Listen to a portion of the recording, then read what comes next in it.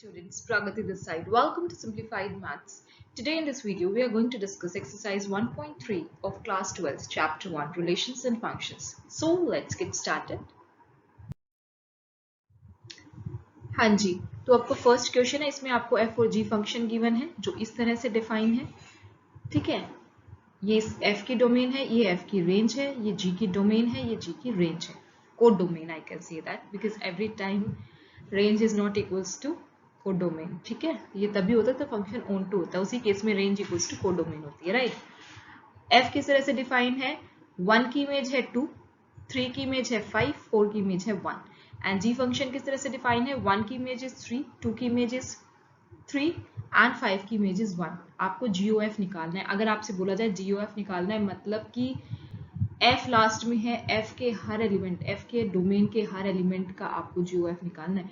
अब f GOF में f last में है तो f का डोमेन देख लो, कौन कौन से एलिमेंट है, 1 3 4 तीनों लिख दो. f1 मतलब 1 की इमेज क्या है f में 2, 3 यहाँ पे f3 मतलब 3 की इमेज क्या है 5, f4 मतलब 4 की इमेज क्या है 1. अब आपके पास क्या बच गया, G2 G5 G1. तो देख लो ना, 2 की इमेज क्या है 3, 5 की इमेज क्या है 1 एंड 1 की इमेज क्या है 3. मिल गया. तो यहाँ पे आपको क्या लिखना होता है, A सेट के एलिमेंट और सेकंड में B सेट के एलिमेंट, दैट इज 1 3. यहाँ से 1 लिया था आपको 3 मिला, 3 लिया था 1 मिला, सो 3 1. 4 लिया था 3 मिला, दैट इज 4 3. अंडरस्टूड. ये क्या होती है कि 1 की इमेज 3 बन गई, 3 की इमेज 1 एंड 4 की इमेज 3. ठीक है, very simple questions. Second question में f एंड g, f भी फंक्शन है from r to r, g भी फंक्शन है from r to r, h भी फंक्शन है from r to r. You have to show that f plus GOH होता है हमारा FOH plus GOH. Correct. Left hand side लेके चलेंगे, right hand side prove कर देंगे. That is f plus GOH का मतलब हो गया f प्लस g, o हटा के हम ब्रैकेट सॉल्व कर लेंगे, that is bracket of hx. अब f को h के साथ मल्टीप्लाई कर दो, g को h के साथ मल्टीप्लाई कर दो. अब यहाँ से मैं ब्रैकेट हटाऊंगी तो ब्रैकेट हटा के मैं o लगा दूंगी, that is FOH plus GOH, hence prove that is your right hand side. Similarly ये तो था एडिशन का केस, अब मल्टीप्लिकेशन का case. You have to show this, take left hand side, same case, o को हटा के ब्रैकेट लगा दिया है ना, f को h के साथ मल्टीप्लाई किया, g को h के साथ मल्टीप्लाई किया, अगेन ब्रैकेट हटा के o लगा दिया and you get your RHS. Now third question, in this you have to find FOG and GOF. ठीक है, आपको फंक्शंस गिवन है, fx equals to mod x, gx equals to mod of fx minus 2. तो f of g का मतलब होता है f of gx. इसका मतलब gx की वैल्यू रखो, gx की क्या वैल्यू है, mod of fx minus 2. Right, तो fx फंक्शन में जहां जहां x है वहां पे मुझे रखना है 5x minus 2, that is mod x है. तो mod x की जगह mod as it is x की जगह mod of 5x minus 2. देखो एक साथ दो मोड का कोई सेंस नहीं बनता, इट्स सेंसलेस. तो हमने एक मोड हटा दिया, नहीं हटाओगे तो भी ठीक है, अदरवाइज इट्स सेंसलेस. ठीक है, GOF का मतलब है पहले हमें fx की वैल्यू डालनी है. What is the value of fx, that is mode of x. ठीक है, g ऑफ मोड x का मतलब होता है कि जहां जहां x है gx फंक्शन में वहां पे मोड x रखना है. जैसे यहाँ ये x है, इसकी जगह रख दो mode x. This is your answer. Second part same है, just have a look. Second part में just have a look, then we will move further. So in fourth question you have given a function fx, x not equals to 2 by 3 क्यों given है, क्योंकि अगर x यहाँ पे 2 by 3 रखोगे तो denominator में 0 आ जाएगा, that is not defined. you have to show that f of x equals to x. ठीक है, ये शो करना है, f of f निकालना है, वो x के इक्वल आना चाहिए और आपको बताना है कि इनवर्स क्या होगा f का. एक चीज मैं आपको बता दूं, हमेशा याद रखना, अगर GOF x में निकालती हूँ, मतलब कि GOF निकालती हूँ, उसमें अगर मैं x डालती हूँ और मुझे x ही मिल जाता है, इट मीन्स GOF एक आइडेंटिटी फंक्शन है. इसका मतलब कि g और f आपस में इन्वर्टिबल है, एक दूसरे के इनवर्स है. अंडरस्टूड. इसी तरह से अगर मैं यहाँ पे FOF के अंदर ये x डालूं और मुझे x ही मिल जाए, इसका मतलब FOF इज आइडेंटिटी, इसका मतलब f equals to f inverse है. Understood this thing. अगर मैं FOG निकालूं, FOGY निकालूं और मुझे y ही मिल जाए, इसका मतलब FOG एक आइडेंटिटी है and g is the inverse of f. ठीक है, सो FOFX निकालो, मतलब fx की वैल्यू डाल दी. अब इसका मतलब क्या है, जहां जहां x है fx फंक्शन में वहां पे आपको ये क्वांटिटी लिखनी है. लाइक 4 इंटू एक्स है, एक्स की जगह ये कंप्लीट क्वांटिटी लिख दी, उसके बाद 6 इंटू एक्स है, कंप्लीट क्वांटिटी लिख दी, ये बन गया। अब सिंपली सॉल्व ही तो करना है, take LCM and solve it and you will get x. ठीक है, इसका मतलब एफ ओ एफ में एक्स डाला और एक्स ही मिल गया, इसका मतलब जो एफ है वो मेरा एक आइडेंटिटी फंक्शन है। ठीक है, यहाँ पे आप लिख सकते हो f O f is nothing but my identity. ठीक है, आइडेंटिटी है, इसका मतलब हो गया f is the inverse of f inverse equals to f, इसका मतलब ये हो गया। सो f का इनवर्स क्या आ गया मेरा f। Fifth question, you have to tell the reason कि ये जो फंक्शन है इनका इनवर्स एग्जिस्ट कर रहा है या नहीं कर रहा, अगर नहीं कर रहा तो क्यों नहीं कर रहा। ठीक है, फंक्शन आपको गिवन है f फ्रॉम 1 2 3 4 to 10। ठीक है, सबसे इजी तरीका है, फिगर ड्रॉ कर लो, ये इसको a सेट ले लो, इसको b सेट ले लो। ठीक है, और किस तरह से a सेट के सारे एलिमेंट्स लिख लो, डोमेन के सारे एलिमेंट्स, और b सेट में को डोमेन के सारे elements. This is my set b, इसमें को डोमेन के एलिमेंट्स आते हैं सारे। ठीक है, सो को डोमेन में एक ही एलिमेंट है, दैट इज योर 10। अंडरस्टूड। अब क्या करना है, मैप कर दो, 1 कहाँ से, 1 की इमेज 10 मैप कर दिया, 2 की इमेज 10 मैप इट, 3 की इमेज 10 मैप इट, 4 की इमेज 10 मैप इट। तो क्या ये 1 1 है? 1 1 के लिए क्या चाहिए आपको, इसमें बताना इनवर्स एग्जिस्ट कर रहा है या नहीं कर रहा है। ठीक है, इनवर्स के लिए अगर एक भी कंडीशन 1 1 या ऑटो अगर एक भी कंडीशन फेल हो जाती है तो इनवर्स एग्जिस्ट नहीं करता, because that function is not bijective. ठीक है, सो क्या ये 1 1 है? 1 1 के लिए ए सेट के एलिमेंट्स की यूनिक इमेज होनी चाहिए बी सेट में, पर यहाँ तो सबकी इमेजेस 10 आ रही है, दैट इज नॉट यूनिक, सो 1 1 नहीं है। 1 1 नहीं है तो बाइजेक्टिव नहीं होगा, बाइजेक्टिव नहीं होगा तो इनवर्स एग्जिस्ट नहीं करेगा, ऑन टू निकालने की जरूरत नहीं है इसमें, पर ठीक है ना, प्रैक्टिस करने के लिए निकाल लो, एग्जाम में टाइम वेस्ट मत करना। प्रैक्टिस के लिए क्या ये ऑन टू है? ऑन टू के लिए बी सेट के हर एलिमेंट की प्री इमेज होनी चाहिए, यूनिक हो ना हो डजंट मैटर। बी सेट में एक एलिमेंट है 10, उसकी प्री इमेज है, hence it is onto. ठीक है, पर आपको इनवर्स बताना था, क्योंकि 1 1 नहीं है, ऑन टू हो नाउ डजंट मैटर, अगर एक चीज भी फेल मतलब बाइजेक्टिव नहीं है, it means inverse doesn't exist. Second में, this your second question, g function define है जिसकी डोमेन ये है, रेंज ये है, सॉरी बार बार रेंज निकल रहा है, इट्स कोड डोमेन। ठीक है, कोड डोमेन है ये, तो एलिमेंट्स लिख दिए, डोमेन और कोड डोमेन की आप मैप करवा दो, 5 to 4, 6 to 3, 5 goes to 4, 6 goes to 3, 7 goes to 4 and 8 goes to 2, map करा दिया। क्या ये 1 1 है? अब 5 की इमेज भी 4 आ रही है और 7 की इमेज भी 4 आ रही है, not unique image, so this is not 1 1 1 1 नहीं है तो बाइजेक्टिव नहीं होगा, बाइजेक्टिव नहीं होगा तो इनवर्स एग्जिस्ट नहीं करेगा। थर्ड वाला भी इसी तरह से करना है। ठीक है, मैप करा दो, तो हर एलिमेंट की एक यूनिक इमेज आ रही है, हैंस 1 1। बी जब 1 1 हो ना तो ऑन टू जरूर चेक करना, क्योंकि 1 1 ऑन टू में से एक भी condition fail, inverse doesn't exist. अब ऑन टू के लिए बी सेट के हर एलिमेंट की प्री इमेज होनी चाहिए, है, hence it is 1 1 onto, hence inverse exist. Now sixth question, in sixth question function is given like this, close interval -1 to 1 to r and function is this. आपको बताना है कि ये function 1 1 है और फिर इनवर्स निकालना है। ठीक है, चलो 1 1 के लिए x1 x2 दो एलिमेंट्स ले लिए डोमेन में, fx1 equals to fx2, so fx1 निकालो, fx2 निकालो, ये आ गया, क्रॉस मल्टीप्लाई किया तो x1 equals to x2 means 1 1 है। ऑन टू के लिए आपको एक एलिमेंट ऑन टू शो नहीं करना, पर ठीक है ना, हम शो करके दिखा देते हैं, क्वेश्चन में मत करना, just for practice I am doing. y जो है को डोमेन का एलिमेंट है, r का एलिमेंट है, such that fx equals to y, so fx की जगह हमने y रखा, तो क्या बन गया ये, y equals to x over x plus 2, cross multiply करो। अब ऑन टू के लिए हमें x in terms of y रखना है, तो ये आ गया। ठीक है, ये हर जगह डिफाइन है एक्सेप्ट 1, तो जो आपका इनवर्स होगा उसमें आप लिख देना y is not equals to 1, otherwise not defined हो जाएगा, तो आपका जो आंसर आएगा उसमें y नॉट इक्वल्स टू 1 लिख देना बस। तो जो आपकी ये वैल्यू होती है x, ये कुछ नहीं होता, that is nothing but f inverse. तो चाहे इसमें कंफ्यूज मत होना, देखो बहुत सारे बच्चे ना कंफ्यूज जाते हैं इस चीज में कि मैम f इनवर्स तो y में होता है, f इनवर्स क्वेश्चन में x में क्यों, बहुत सारे क्वेश्चन प्रूव करने के लिए आते हैं ना, तो उसमें आपको लिखा होता है f inverse x equals to this in terms of x। Ma'am हमने तो ना जो इनवर्स है वो y में निकाला था, यहाँ पे पता नहीं x में क्यों दे रखा है, क्या फर्क पड़ता है, वेरिएबल्स ही तो हैं x और y, आपने x इक्वल्स टू y के टर्म्स में निकाल दिया। ठीक है, तो आप क्या लिखते हो कि f inverse y equals to this है, f इनवर्स y क्यों लिखते हो, क्योंकि आपकी y की टर्म्स आ रही हैं, ठीक है, या आप x यहाँ पे y को x से रिप्लेस कर दोगे तो क्या फर्क पड़ेगा, कुछ फर्क नहीं पड़ेगा, बोथ आर वेरिएबल्स। ठीक है, तो चाहे आप f इनवर्स y ये लिखो या फिर y को x से रिप्लेस कर दो, f inverse x equals to क्या बन जाएगा 2x ओवर 1 माइनस x। ठीक है, दोनों ही ठीक है।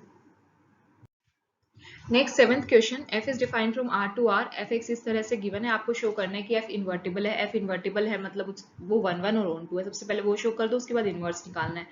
सो x1 x2 जो है डोमेन के एलिमेंट्स ले लिए, fx1 इक्वल्स टू fx2, तो fx1 इक्वल्स टू fx2 आ गया, ये 3 से 3 कैंसिल, 4 से 4 cancel, x1 equals to x2 that is 1 1।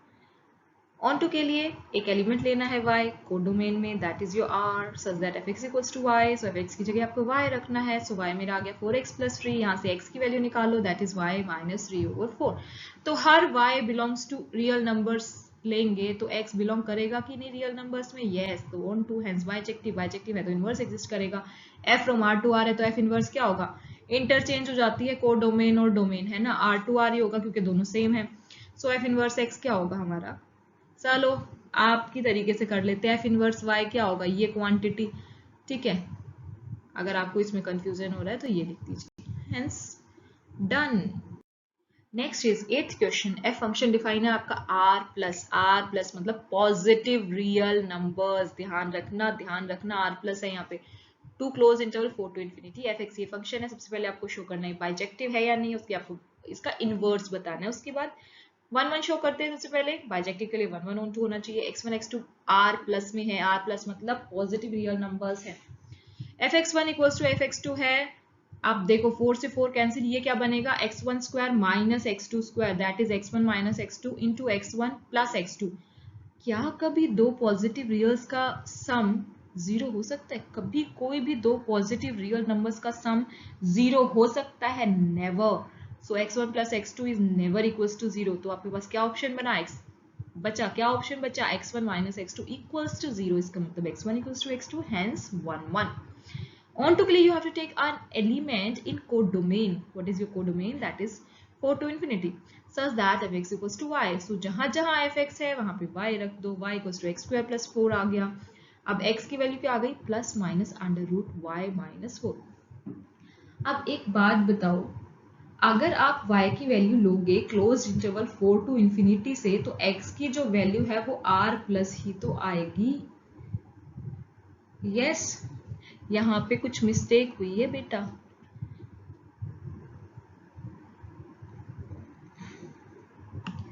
ये गलत है, ये गलत है, इट इज टोटली रॉन्ग। अगर आप y की यहाँ पे कोई भी वैल्यू लोगे 4 टू इंफिनिटी के बीच में, तो x की वैल्यू हमेशा हमारी r प्लस ही तो आएगी। अगर 4 लोगे, अगर आप 4 लोगे तो 0, 5 लोगे तो पॉजिटिव, 6 लोगे तो पॉजिटिव, एंड सो ऑन। ठीक है, तो आपको क्या करना है, you have to neglect this negative value, क्योंकि आपका जो x है वो डिफाइन है r प्लस में, तो आपका आंसर आएगा simply under root of y minus 4। समझ आ रहा है, आपको जो वैल्यू लेनी है, x क्या है हमारा, x की वैल्यू कहाँ से आ रही है, डोमेन से, एंड डोमेन डिफाइन है r प्लस में, तो मतलब कि आपको पॉजिटिव रियल नंबर्स की वैल्यू लेनी है, इसलिए आपका answer plus minus under root y minus 4 नहीं आएगा, आपका आंसर होगा positive of y under root y minus 4 and that is your r f inverse, that is under root y minus 4, ध्यान रखना। नेक्स्ट नाइन्थ क्वेश्चन में f is from r plus 2 closed interval minus 5 to infinity, fx ये function है, you have to show that this function is bijective and hence find the f inverse। 6 marker question आते हैं ये। 1 1 show करो, x1 x2 r plus के element है, that is domain के element है, fx1 इक्वल्स टू fx2 1 1, तो आपको चुटकियों में हो जाना चाहिए, चुटकियों में। सो ये निकाल लिया, कुछ नहीं करना, 5 से 5 कैंसिल हो गया। आप क्या करना है, यहाँ से x1 माइनस x2 कॉमन ले लो, क्योंकि यहाँ से 9 कॉमन लोगे तो x1 square minus x2 square that is x1 minus x2 into x1 प्लस x2 बचेगा। तो यहाँ से भी अगर 6 कॉमन लोगे तो x1 माइनस x2 कॉमन आ जाएगा, ये quantity. Just tell me, x1 और x2 मेरे पॉजिटिव रियल नंबर्स है, पॉजिटिव रियल नंबर्स को किसी पॉजिटिव रियल नंबर से मल्टीप्लाई करेंगे तो पॉजिटिव रियल नंबर आएगा, अगर पॉजिटिव रियल नंबर्स को ऐड करेंगे तो पॉजिटिव रियल नंबर आएगा। क्या वो कभी जीरो हो सकता है, never. So this quantity is never equals to zero. सो मुझे मेरा क्या बचा, x1 minus x2 equals to zero, that is x1 equals to x2 hence 1। Now for on to, you have to take an element in codomain. Codomain is this quantity such that fx equals to y. मतलब fx की जगह y रखो और निकाल दो x in terms of y.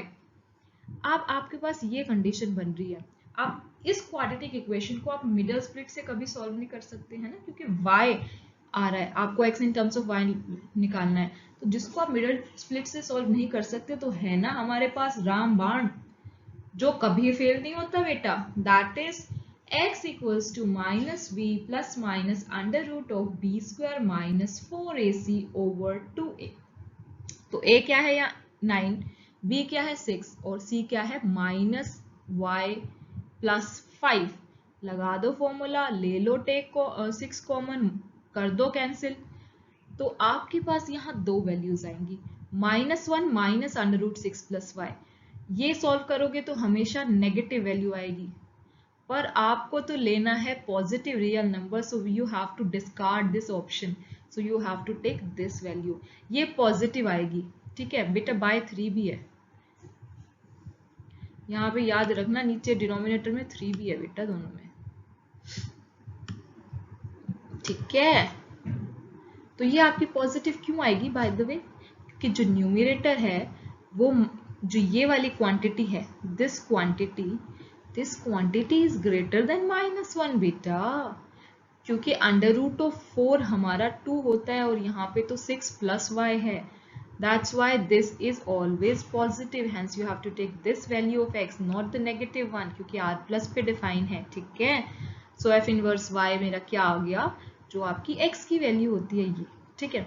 एक चीज और बता दूं मैं आपको, यहाँ पे जैसे this is not equals to 0, ये तब था x1 x2 जो है पॉजिटिव रियल नंबर से, अगर x1 x2 simply real numbers होते तो उसमें नेगेटिव रियल नंबर्स भी आते, तो उस केस में this condition fails. Next is 10th question, 2 marker question. f from x to y is invertible, you have to show that उसका यूनिक इनवर्स होता है। ऑलवेज आपको पता तो है कि जो इनवर्स होता है किसी फंक्शन का दैट इज यूनिक, आप शो कैसे करेंगे, just tell me how to show।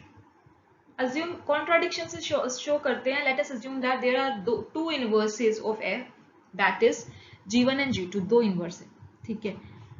अब हम दो इनवर्स हैं तो उनकी जो इमेजेस हैं, प्री इमेज है x में, वो अगर हम इक्वल लेके चले और हमें मिल जाए कि जो टू इनवर्सेस है वो इक्वल हो, तो हैंस प्रूव्ड। अलग अलग इनवर्स लेके चले हैं और लास्ट में हम प्रूव कर देंगे कि दोनों ही इक्वल हैं, तो hence proved contradictions. Let us assume that g1 g2 are two inverses of f, so y की हर वैल्यू जो कोडोमेन में है, y belongs to y, we get, हमें क्या मिलेगा, fo g1y equals to fo g2y, ठीक है। o हटा दो, ब्रैकेट लगा दो, f से f दोनों में कॉमन है, हटा दो, g1y इक्वल्स टू g2y आ गया, this is nothing but g1 equals to g2, hence proved, कुछ नहीं था क्वेश्चन में। Come to 11th question, f function define है from 1 to 3 to 1 a b c, domain के एलिमेंट्स है 1 to 3, को डोमेन के एलिमेंट्स है a b c। इसका मतलब कैसे डिफाइन है, f1 जो है मेरा a है, f2 जो है b है, क्वेश्चन में गिवन है बेटा, f3 जो है मेरा c है, ठीक है।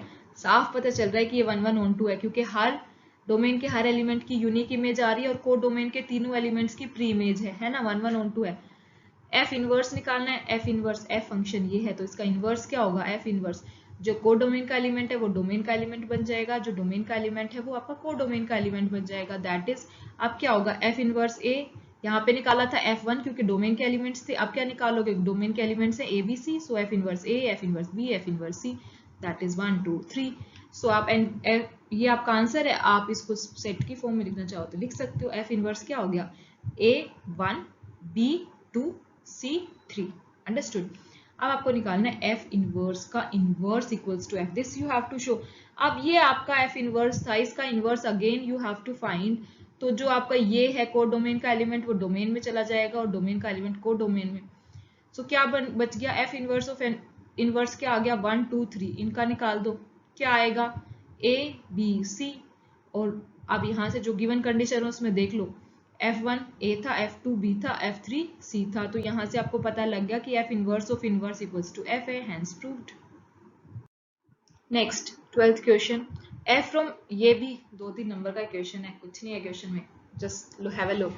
f from x to y is an invertible function. Invertible function है means inverse exist कर रहा है, 1 1 on 2 है, बाइजेक्टिव है. show inverse of f inverse is f. आपको शो करना है कि जो f इनवर्स का इनवर्स है वो f है, और f inverse inverse equals to f, उसका इनवर्स फिर से कर दे तो f फंक्शन आ जाएगा. पिछले क्वेश्चन में जो हमारा एग्जांपल था ना, f inverse of inverse equals to f, वो एग्जांपल से गिवन था, और यहाँ पे आपको इन जनरल प्रूव करना है. Late us assume that g is any function such that g is 1 1 and on 2. ठीक है, f इन्वर्टिबल है मतलब 1 1 on 2 है, g हमने फंक्शन ले लिया जो 1 1 on 2 है. ठीक है, अगर मैं g और f को आइडेंटिटी के इक्वल प्रूव कर दूं, जैसे कि मैंने 2-3 क्वेश्चंस के पहले भी आपको बताया है, अगर आप किसी भी दो फंक्शंस को एक कॉम्पोजिशन को, किसी भी दो फंक्शंस के कॉम्पोजिशन को आप आइडेंटिटी के इक्वल कर देते हो, इसका मतलब वो दोनों फंक्शंस आपस में इन्वर्टिबल है, मतलब एक दूसरे के इनवर्स है. तो अगर मैं g और f x को आइडेंटिटी, अब देखो g o f equals to identity, मैंने यहाँ पे ये दिया है inverse, f o g y equals to identity of y. क्यों है बेटा? क्योंकि मैंने फंक्शन ऐसा लिया है y टू x, इसका मतलब है इसकी कोडोमेन इसकी डोमेन के इक्वल, इसकी डोमेन इसकी कोडोमेन के इक्वल. सो क्या मिल गया मुझे? G o f x equals to identity. यहाँ पे x क्यों लिखा है आपको पता है? यहाँ पे एक्स वाई कब लिखते हैं? क्योंकि जब मैं f g o f x करूंगी तो मुझे x मिलेगा, that's y I x. I लिख दोगे तो भी चलेगा. G o f o g y equals to I y, क्योंकि y लिया था y मिला. ठीक है, सो वी गेट, हमें क्या मिल गया? That g equals to f inverse. So f का इनवर्स क्या है? g. प्रूव हो गया. ठीक है, देखो यहाँ पे f inverse is inverse of f, ये आपको शो करना था. तो मैंने अगर जी ओ एफ लेके ये दिखा दिया कि g equals to f inverse, तो अगर आप इसमें डालोगे तो f का इनवर्स f ही तो बन गया है ना. Now you have to show that f inverse का inverse equals to f. एक चीज आपको पता है that f inverse f inverse of inverse is identity. अभी हमने प्रूव किया है कि अगर g equals to f inverse है तो दोनों का अगर कॉम्पोजिशन करूं तो वो आइडेंटिटी होगा. ठीक है, तो मैंने g की जगह ले लिया f inverse, सॉरी f की जगह, यहाँ पे f की जगह ले लिया मैंने f inverse, और g की जगह क्या बन गया? f inverse. सो इनवर्स, तो ये आइडेंटिटी के इक्वल आ गया है ना. अगर मैं इसमें f को मल्टीप्लाई कर दूं, इस साइड f को मल्टीप्लाई कर दूं, मतलब दोनों साइड मल्टीप्लाई करना पड़ेगा, कर सकती हूँ. तो ये आइडेंटिटी क्या बन गई? एफ ओ आई. ठीक है, अब खोल दो इन ब्रैकेट्स को. ठीक है, एसोसिएटिव लॉ लगा दो यहाँ पे, तो इन दोनों को कंबाइन कर दूंगी, ये अलग से रह जाएगा. एफ ओ आई मतलब किसी को भी आइडेंटिटी से मल्टीप्लाई करोगे सेम फंक्शन ही तो रहेगा, that is this function. F O F inverse is identity यहाँ पे, क्योंकि ये दोनों एक दूसरे के इनवर्स हैं. तो यहाँ से आइडेंटिटी को इसके साथ मल्टीप्लाई करूंगी, ये फंक्शन ही तो रहेगा. तो एफ इनवर्स ऑफ इनवर्स क्या आ गया मेरा? F this. I have to prove, कुछ नहीं करना था इस क्वेश्चन में. Last two questions of this exercise. F function define है फ्रॉम आर टू आर इस तरह से कि एफ एक्स मेरा क्या है? 3 माइनस एक्स क्यूब की पावर 1/3. आपको इसमें फाइंड आउट करना है एफ ओ एफ. राइट, सिर्फ ये लिखा था एफ ओ एफ एक्स निकालना है, मतलब कि सिंपल है. एफ ऑफ एफ एक्स का मतलब ये वैल्यू डाल दो. इसका मतलब है कि जहां जहां एफ एक्स में एक्स है वहां पे आपको ये वैल्यू डालनी है. मतलब यहाँ एक्स है, एक्स की जगह रखना है 3 माइनस एक्स क्यूब की पावर 1/3. ये बन गया, बच गया. यहाँ से 3 से 3 कैंसिल. ठीक है, यहाँ से अगेन 3 से 3 कैंसिल. यहाँ पे एक्स क्यूब की पावर 1/3 क्या होगा? 3 से 3 कैंसिल, हैंस एक्स बच गया. This is your answer, very simple. जो पार की पार होती है ना वो आपस में मल्टीप्लाई हो जाती है, इसीलिए यहाँ पे 1/3 इंटू 3 हो जाएगा, तो 3 से 3 कैंसिल हो जाएगा. Understood. 14th question, f from r minus of 4/3 to r इस तरह से डिफाइन है. ये आपका फंक्शन है, आपको f इनवर्स निकालना है. एमसीक्यू में है f इनवर्स निकालना है, मतलब ये ऑलरेडी 1 1 on 2 है. ठीक है, y equals to this function given है. सो f इनवर्स के लिए क्या करते हैं? x in terms of y निकाल लेते हैं, तो क्रॉस मल्टीप्लाई करके x in terms of y निकाल लो. This is nothing but your f inverse. Hence done with this exercise. I hope you really understood all the questions. If you have any query, then WhatsApp number is given, you can ask your queries over there. And one more thing, now we are going to do competitive topic जो काफी time से हमने किया नहीं है. It's been 2-3 weeks. ठीक है, so हम short tricks discuss करेंगे for competitive exams next time within a day or two. Till then, bye bye, see you.